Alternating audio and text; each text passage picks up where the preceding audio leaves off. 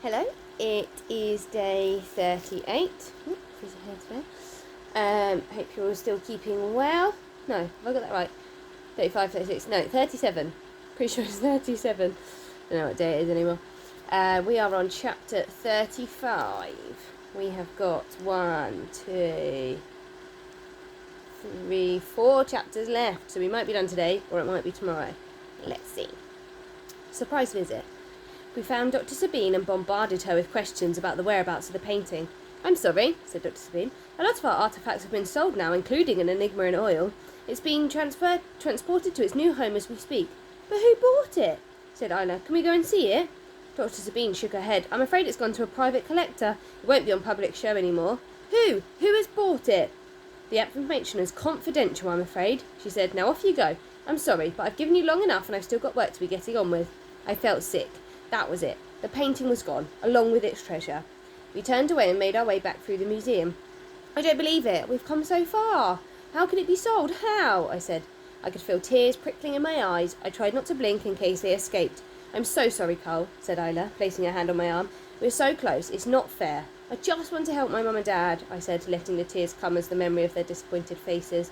I wanted to say sorry for everything that I've done, the mess I've got us all into. I wiped my eyes. They were so excited when I sold the painting. It was like all their problems had vanished. And then I made everything a million times worse. I have ruined everything. We walked through the foyer and looked up at the blank space on the wall.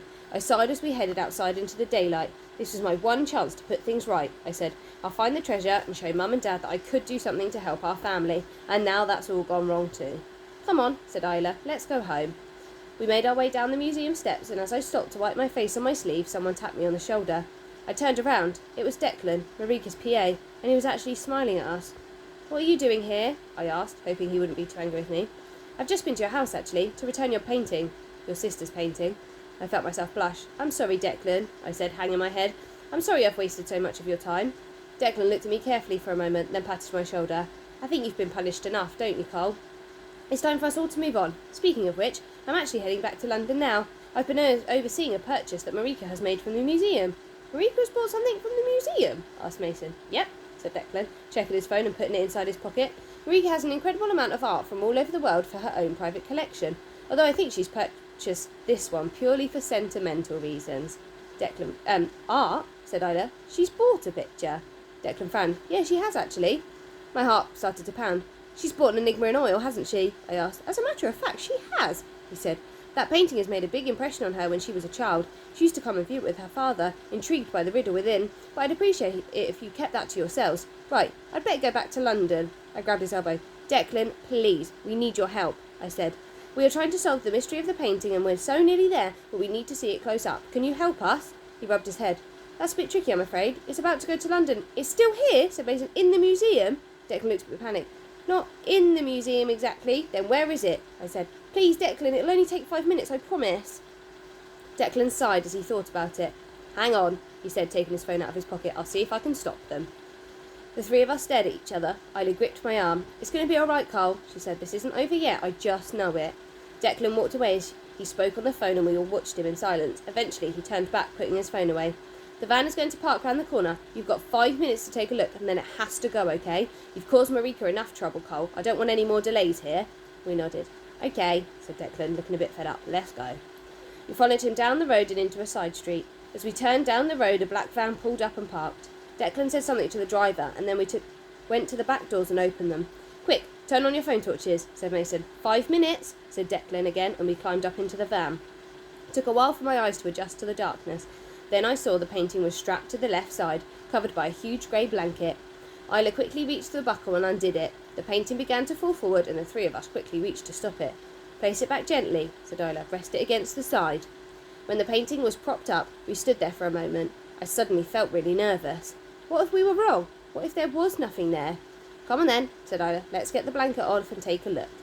We carefully pulled the blanket down and I gulped as I came face to face with Basil Warrington Jones. He was so close I could see the small lines around his dark eyes. "Hello, Basil," I whispered. "We've come to claim your treasure, if that's okay with you." Basil smiled back at me. "Look at the river," said Mason, shining the torch from the phone along the water. "It glistens." He was right. The light from the torch caught flecks of white paint on the canvas, which made it look like the water was actually flowing and rippling. "We need to get around the back," I said. Let's edge it away from the side and can you squeeze behind it, Cole, said Isla. Ready? Ready, I said. Isla and Mason stood in position at the end of the painting. They held onto the frame and carefully edged it away from the side of the van using tiny movements. It's so heavy. I bet it's full of gold, said Mason. Or diamonds. Shh, said Isla. Keep it quiet. She was right. If Declan saw what we were doing, he'd tell us to get out of the van immediately. I had to hurry. Is there enough room now? Said Mason, his voice sounding strained. I think so, I said. I squeezed behind the giant painting. Edge it forward a bit more, I can't see. They moved the painting a few more centimetres away from the side of the van, and then I had some space to get a proper look. Can you see anything? Said Isla. Nothing, I said, moving light from my phone around. It's covered by some kind of thick material, but I could see small metal tacks holding the fabric in place. Looks like it's nailed to the back, I said. Can't you just rip it off? Said Mason.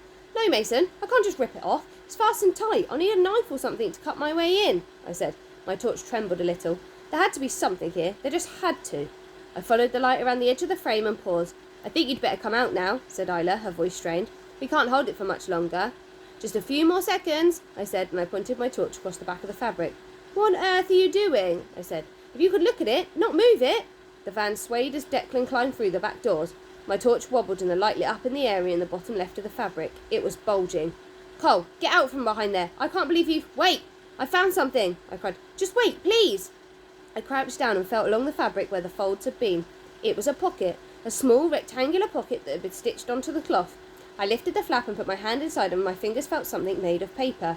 I pulled it out. There was a handwritten note wrapped around some banknotes. It's money, I called, my heart racing. I found the treasure, and it's money. I came up from behind the painting and held out the notes. Mason and Isla gently placed the painting back from against the side of the van. Declan looked livid. How much is there? Asked Isla, her voice squeaking with excitement. I don't know, it's all old notes, I said. What are you doing? Said Declan, carefully covering the painting back up. This is a precious painting, and I did not give you permission to move it. We sold an enigma in oil, said Isla. Look, Cole has found the prize.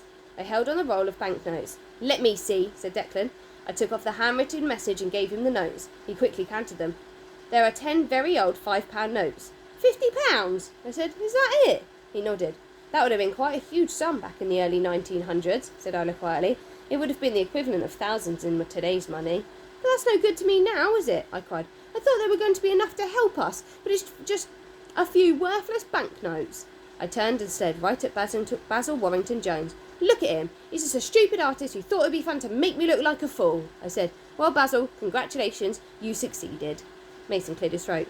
I'm so sorry, Cole, he said. What does the note say? I swallowed hard, unfolded the piece of paper and began to read. Congratulations. You have found my prize and I applaud your ingenuity with all my heart. Take this money and do with it what you wish, but remember, the greatest thing you can possess in this life is love, and that comes free. Basil Warrington Jones, 11th of May, 1909. I scrunched the note up in my hand and dropped it on the floor. That's it then. Basil won after all, I said. I turned to Declan. Thank you for letting us take a look at the painting, Declan. Sorry we wasted your time. And I jumped down from the van and ran all the way home. I mean, he doesn't seem to have taken in anything that the note says, or have been happy with that. Chapter 36, Dad and Mabel return. As I walked home, my phone beeped. I had 2 messages. Isla, I'm sorry, Cole, you tried so hard. Mason, bad luck, mate. At least we solved the mystery, though, eh? No one's managed that before. I let myself in just as Mum was walking into the hallway. She gave me a weak smile. Declan dropped his sister's painting off earlier, she said. He said that Marika is keeping a low profile to avoid all bad publicity. Everyone is laughing at her for being fooled by a 12-year-old, apparently. Whatever I said would probably just make things worse, so I kept quiet. As we got some hot water for a change, I'm going to have a bath. She turned away and I watched as she walked slowly up the stairs. I so wanted to come home and tell her some good news, that we'd cracked the clues in the painting, found the treasure and our money worries were over, for real this time. But I couldn't. Basil Warrington Jones had truly had the last laugh. Mum hadn't mentioned the new sofa, but I could smell it before I walked into the lounge. It looked ridiculous in our scruffy room. I sat down on the soft cushion, dipped gently. Leaning against it was a black cloth bag. I picked it up, my stomach churning. Mabel's painting was inside, the painting that had caused all my problems. I pulled the strings tight, then ran upstairs and threw it under my bed out of sight. Dad and Mabel arrived back from Auntie Lynn's while I was in bed. Dad poked his head into my room, even though my light was off. Hey, Cole, he whispered around the door. How you doing? I pretended to be asleep, but he came in anyway. Mum is just putting Mabel to bed. She fell on the train on the way home, asleep on the train on the way home, but she's really looking forward to seeing you in the morning. I rolled onto my back and tucked my chin down into my chest. I'm so sorry, Dad, I said, trying not to cry. For everything. He frowned. Cole, let me tell you something, he said. Are you listening? I nodded, and he took a deep breath. I was thinking on our way home. All of us are a bit like trains, really, aren't we? I stared at him. Where was he going with this? You can be chuffing along on your track without a care in the world. The sun is shining and everything is wonderful and your journey is smooth and straightforward. I stared at my duvet as I listened. But sometimes your track might veer off in a completely different direction, he said. Now this part of the journey might be tricky. The sun could go behind a dark cloud and before you know it, you're faced with a really tough hill to climb. You might get to the top of the hill and then feel scared or out of control as you hurtle downwards, not knowing which direction the bend is going to twist and turn. I thought about Mabel's painting, the auction, being on TV and everything that had gone on over the past few weeks. It certainly felt scary and a bit like a runaway train. Dad paused for a moment. But eventually, that terrifying journey will lead you back to the right track before you know it. You'll be steaming along again, the sun will come out from behind the stormy cloud, the scary bits will all be behind you. I sniffed. And then what will happen? I said. When will I be back on the normal track? Dad smiled. I think you're coming around the corner right now, don't you? He said. But the important thing to remember is this. All of it matters. The easy straight track, the climb up the hill, the scary descent, it's all just part of your journey. I blinked at him as I thought about it. It had been a very stressful time. There was no doubt about that. My track had definitely veered off in a terrifying direction, but I'd also discovered a lot on the way. For one, I'd made some amazing friends. Mason and Isla had really stood beside me, even when everyone else was laughing. And as for Mum and Dad, I don't think Mason's parents would have been as kind or understanding if it had been him whose lies had snowballed out of control and who had ended up on the national television embarrassing their entire family. All in all, I was actually incredibly lucky. Thanks, Dad, I said, and then I sat up and gave him a big hug. Okay, I'll leave it there for today, leave that last bit for tomorrow. It's good that some positive is coming out of this. Really enjoying the story. And let's see the final bit that happens tomorrow.